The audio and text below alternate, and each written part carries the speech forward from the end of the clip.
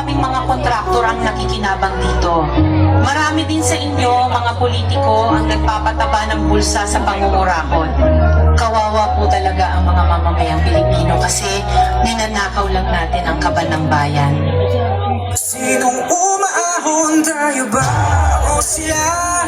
Manangiti nila habang nakalubog ka pa sa laban pa sa pinaghirapan ito mga kapayaan. Inumulto na naman na pangako yun.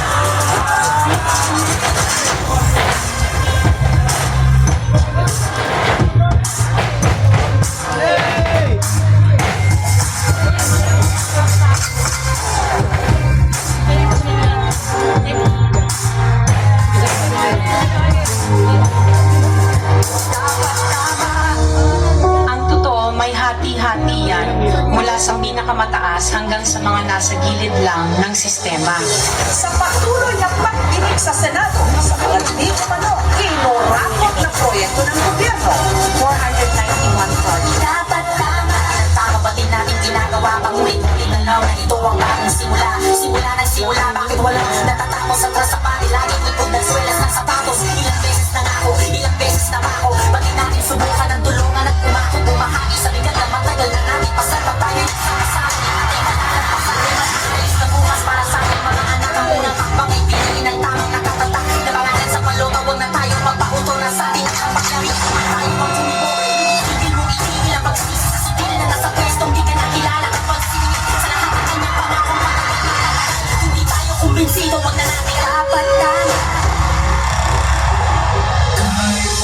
Huwag ninyong ipakita sa publiko na malinis kayo dahil sa bawat proyekto may kapalit na porsyento para sa inyong mga opisina.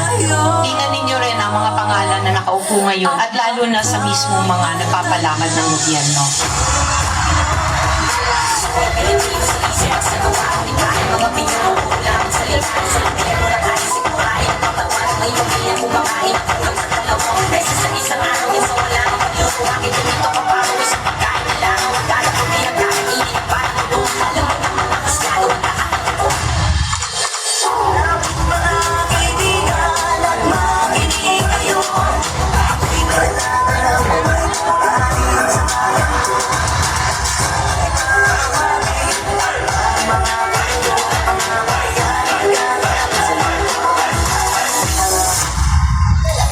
Noong isang taon pa na isiwalat na may mga mali-maletang pera, codename basura, na i-deliver daw sa ilang mga politiko na naglalaman di mano ng hindi lang bilyones, kundi bilyones na kickback mula sa pondo dapat ng bayan.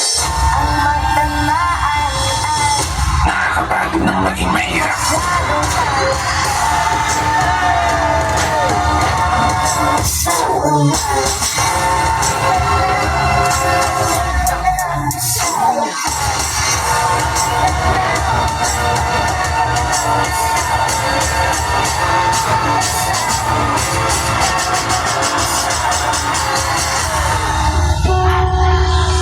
Pera ng taong bayan pero tayo ang nakikinabang. Hindi ba tayo nahiya?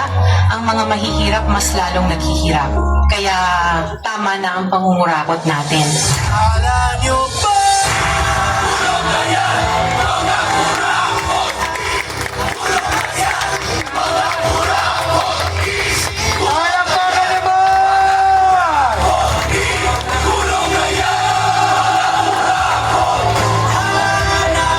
Heavy bass stomping.